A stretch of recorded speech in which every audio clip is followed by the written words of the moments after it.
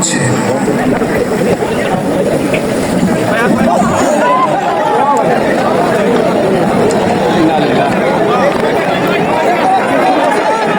অবস্থান করুন যার জায়গায়। আপনাদের আপনাদের সামনে আজকের ঐতিহাসিক জাতীয় সমাবেশের সংগ্রামী সভাপতি আমাদের প্রিয় নেতা, মানবিক নেতা, জননন্দিত নেতা, নতুন বাংলাদেশের স্বপ্ন সারথী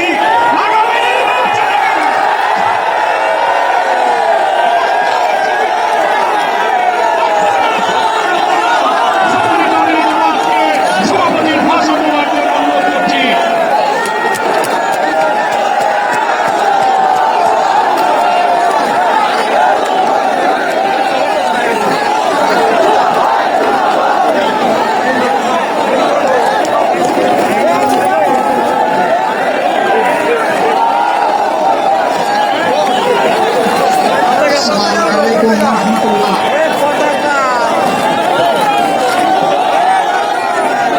আসসালামু আলাইকুম ওয়া রাহমাতুল্লাহ।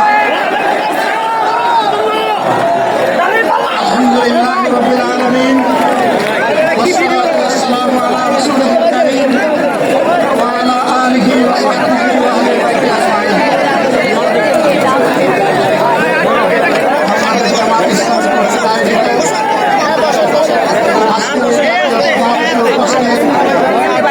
সম্মানিত জাতীয় নেতৃবৃন্দ, সংগঠনের নেতৃবৃন্দ, শহীদ পরিবারের গর্বিত সদস্যবৃন্দ, ২৬ জুলাই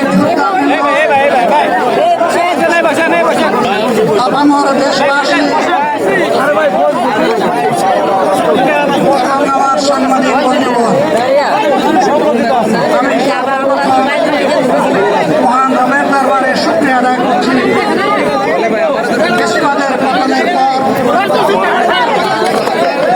অত্যন্ত অনুকূল পরিবেশে আল্লাহ রাব্বুল আলামিন আজকের এই সমাবেশে করার আমাদেরকে তৌফিক এনায়েত করেছেন। আলহামদুলিল্লাহ। 2 দিন আগেও জোরদার বৃষ্টি ঝরেছে। অনেকে আশঙ্কা করেছিলেন কি হবে, মানুষগুলো সেদিন কিশোরগঞ্জে বসে দুটি কথা শোনার সুযোগ পাবে। আল্লাহ রাব্বুল আলামিন আজকে নিশান করে দিয়েছেন। আলহামদুলিল্লাহ। বৃষ্টি নেই, রোদও নেই।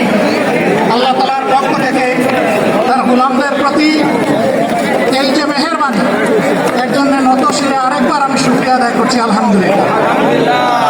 সম্মানিত বন্ধুগণ, যাদের ত্যাগ এবং কুরবানির বিনিময়ে 15.5 বছরের কঠিন অন্ধকার যুগের যাতাতলে পিষ্ট হয়ে যারা তিলে তিলে দুনিয়া থেকে নির্যাতিত হয়ে বিদায় নিয়েছেন,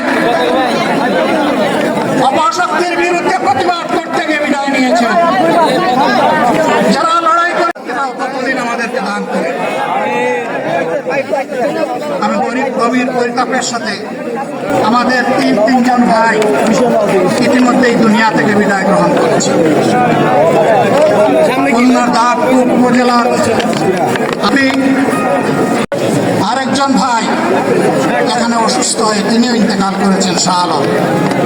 মহান রবের দরবারে দোয়া করি আল্লাহ তাআলা তাদের উপর রহম করুন, তাদেরকে ক্ষমা করুন, জান্নাতুল ফেরদাউসের নিয়ামত তাদেরকে দান করুন। তাদের আপনজনদেরকে আল্লাহ তাআলা সবরে জামিল আতা করুন। সম্মানিত ভাইয়েরা, আবু সাঈদরা যদি বুক পেতে না দাঁড়াতে, এই জাতির মুক্তির জন্য যদি বুকে গুলি লুফে না দিত, হয়তো আজকের এই বাংলাদেশটা আমরা দেখতাম। ইতিমধ্যে হয়তো আরো অনেক মানুষের জীবন ফ্যাসিবাদীদের হাতে চলে যেত। 24 জীবন বাজি রাখা এই যুদ্ধটা যদি না হতো, তাহলে আজকে যারা বিভিন্ন ধরনের কথা এবং দাবি দাওয়া পেশ করছেন, তারা তখন কোথায় থাকতেন? অতএব আসুন, যাদের ত্যাগের বিনিময়ে আল্লাহ তাআলার এই নিয়ামত পাওয়া, তাদেরকে যেন অবজ্ঞা এবং অবহেলা না করে, শিশু বলে তাদেরকে যেন তুচ্ছ তাচ্ছিল্য না করে, অহংকার বলে অন্য দলকে যেন তুচ্ছ তাচ্ছিল্য না করে, অরাজনৈতিক ভাষায় আমরা যেন কথা না। যদি এইগুলো আমরা পরিহার করতে না পারি তাহলে বুঝতে হবে যারা পারবেন না, ফ্যাসিবাদের রূপ তাদের মধ্যে নতুন করে বাসা বেঁধেছে। আমরা আশা করি আমরা এগুলা করব না, কেউ এগুলা করবে না, বরঞ্চ রাজনৈতিক শিষ্টাচার রক্ষা করে জাতীয় ঐক্যের বীজতলাটা আমরা সবাই মিলে একসাথে তৈরি করবো ইনশাআল্লাহ।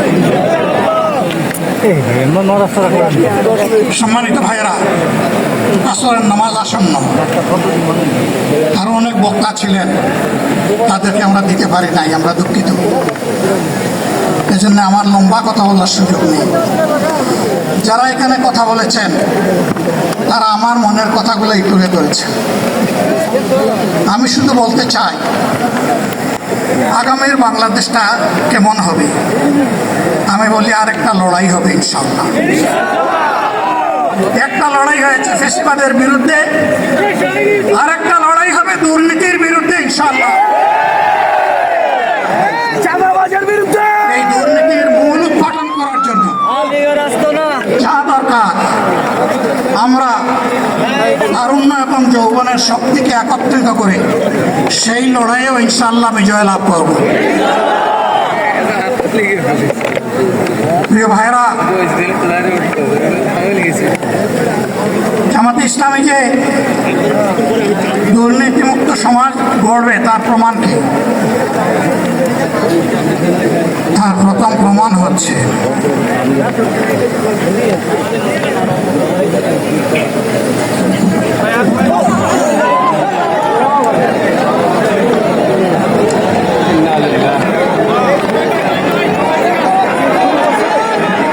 অবস্থান করুন যার যে জায়গায়। আপনাদের সব কিছু জায়গার সবাই জায়গায় থাকেন, সবাই তার নিজ জায়গায় অবস্থান গ্রহণ করেন,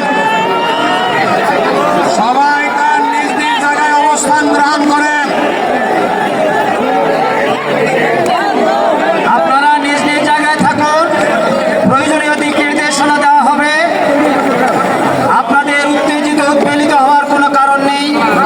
মহান রব্বুল আলামিনের একান্ত মেহেরবানিতে আমাদের প্রোগ্রাম আলহামদুলিল্লাহ, শুকরান, আলহামদুলিল্লাহ কাসীরান।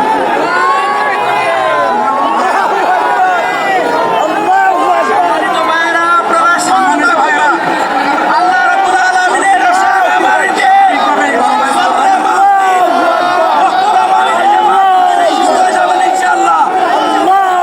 আমি আল্লাহ তাআলার শুকরিয়া আদায় করি, আল্লাহ তাআলার শুকরিয়া আদায় করি আবার আপনাদের সামনে দাঁড়াতে পেরেছি। আমি বলেছিলাম দুর্নীতিমুক্ত বাংলাদেশ ইনশাআল্লাহ সবাইকে নিয়ে আমরা গড়ব। আমরা কথা দিচ্ছি, বাংলাদেশ জামাতে ইসলামী যদি আল্লাহ তাআলার মেহেরবানি এবং সরকার জনগণের ভালোবাসা নিয়ে সরকার গঠন করে, তাহলে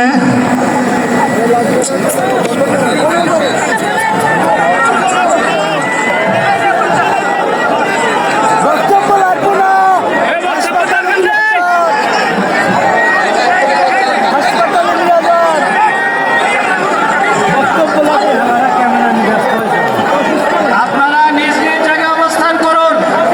আমাদের স্বেচ্ছাসেবকরা আছেন, সংশ্লিষ্ট বিভাগের দায়িত্বশীলরা আছেন, তারা প্রয়োজনীয় ব্যবস্থা নেবেন। কারো মাইকের সামনে আসার দরকার নেই। হেলিকপ্টারের ব্যবস্থা করা হোক। আপনারা অবস্থান করুন নিজ নিজ জায়গায়।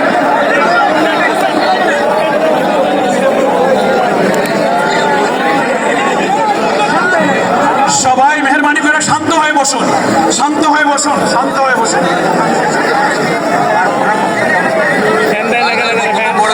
আপনারা সকলেই আমির ভাইরা, আমিরে জামাত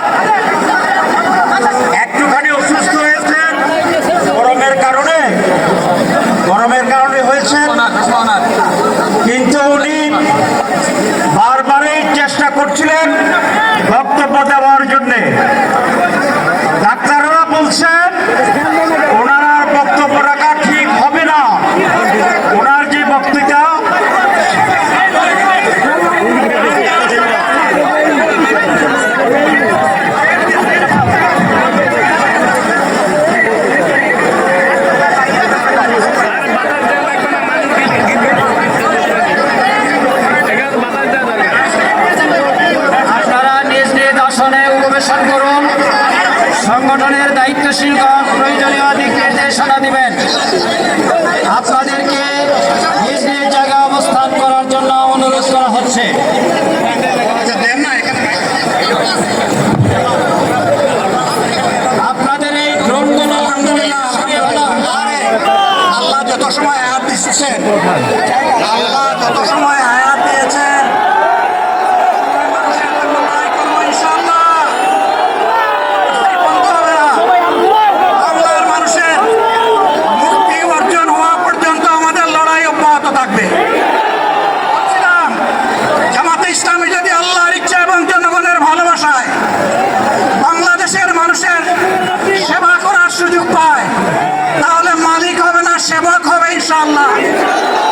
আজ আমি ঘোষণা দিচ্ছি, লক্ষ জনতাকে সাথে নিয়ে বাংলাদেশ জামাতে ইসলামী থেকে যারা আগামীতে সংসদ সদস্য হিসাবে নির্বাচিত হবেন, আরে আপনারা কথা বন্ধ করেন, আপনারা কথা বন্ধ করেন, সবাই বসে পড়েন, সবাই বসেন, বসেন, কেউ দাঁড়াবেন না, সবাই বসেন।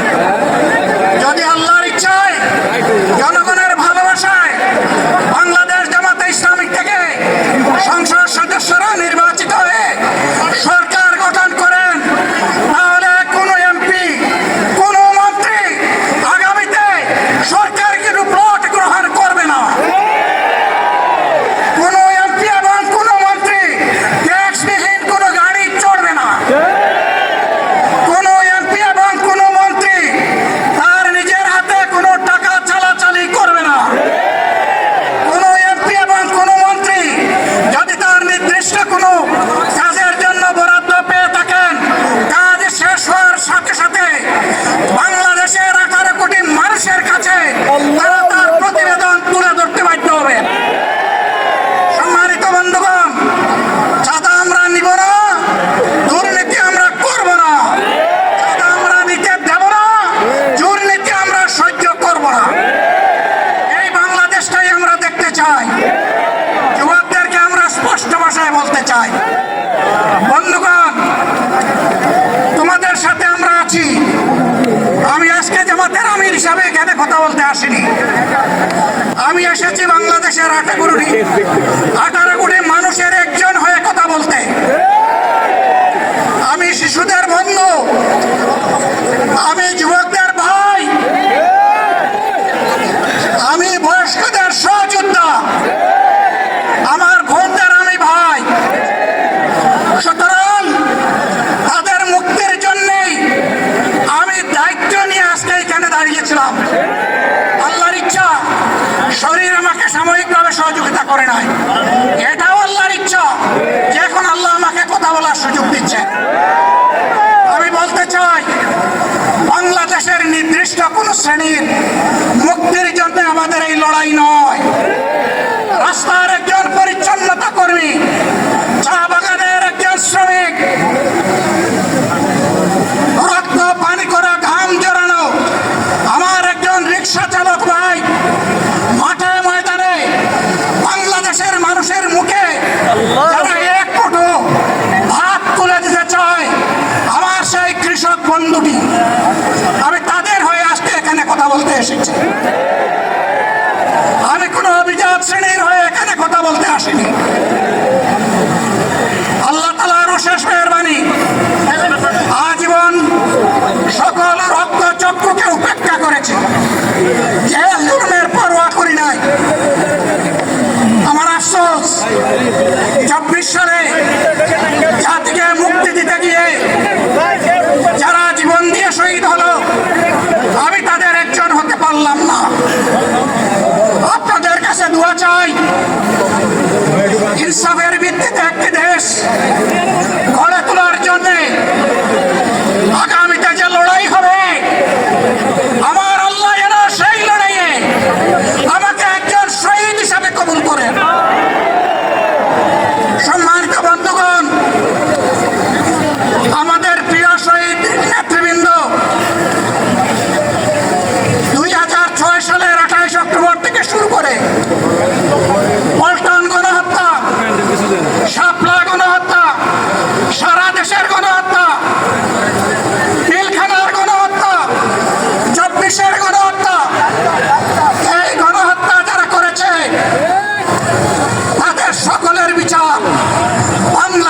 মাটিতে নিশ্চিত করতে হবে।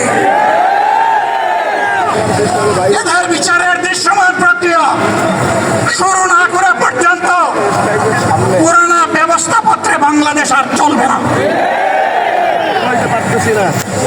এতগুলো মানুষ এমনি এমনি জীবন দেয় নাই, জীবন দিয়েছে জাতির মুক্তির জন্য। যদি বস্তাপটা পুরানা সব কিছুই টিকে থাকবে, তাহলে কেন তারা জীবন দিয়েছিল? যারা ওই বস্তাপচা ব্যবস্থাপনায় বাংলাদেশকে আবার করতে চান, তাদেরকে আমরা বলি, জুলাই যুদ্ধ করে যারা জীবন দিয়েছে, আগে তাদের জীবনটা ফেরত এনে দেন। যদি শক্তি তাকে ফেরত এনে দেন, আপনারা পারবেন না। যেহেতু পারবেন না, কাজেই নতুন ব্যবস্থায় নতুন বাংলাদেশ গড়ে তোলা হবে ইনশাআল্লাহ। শিশু, কিশোর, যুবক, মা, বোন, শ্রমিক, ছাত্র, জনতা, ব্যবসায়ী, সবাইকে যেই দেশ, যেই সংবিধান, যেই রাষ্ট্র নিরাপত্তা দিতে পারবে, সেই নতুন বাংলাদেশ আমরা গড়ে তুলতে চাই। ভাইয়েরা, আমাকে সবাই চাপ দিচ্ছে, কেউ বলে ভাই শেষ করেন, কেউ বলে চাচা শেষ করেন। আমি তাদেরকে নিশ্চয়তা দিয়ে বলছি, আমার মত আমার আল্লাহ নির্ধারিত সময় থেকে 1 সেকেন্ড আগে হবে না। যা দিয়েছেন তার 1 সেকেন্ড আগেও আমি যাব না। অতএব মহান আল্লাহর কাছে আবারও তৌফিক চাই। আপনাদের কাছে যে কষ্ট হয়েছে আপনারা, আমি তো এখানে শান্তিতে বসাচ্ছিলাম, আর চতুর্দিকে শুধু দৃষ্টি বুলাচ্ছিলাম। কি কষ্ট হচ্ছে আমার ভাইদের। প্রিয় ভাইরা, এই কষ্ট আল্লাহর জন্য, এই কষ্ট কার জন্য? আল্লাহ তাআলা আপনাদেরকে তার উপযুক্ত যা দুনিয়ায় দিবেন, আখিরাতে দিবেন। আপনারা এই ত্যাগের বিনিময়ে নতুন বাংলাদেশ আমরা পেয়ে যাব। আসুন সেই নতুন বাংলাদেশের জন্য একবার স্লোগান দিয়ে শেষ করি, নারায়ে তাকবীর। আসসালামু আলাইকুম ওয়া রাহমাতুল্লাহ।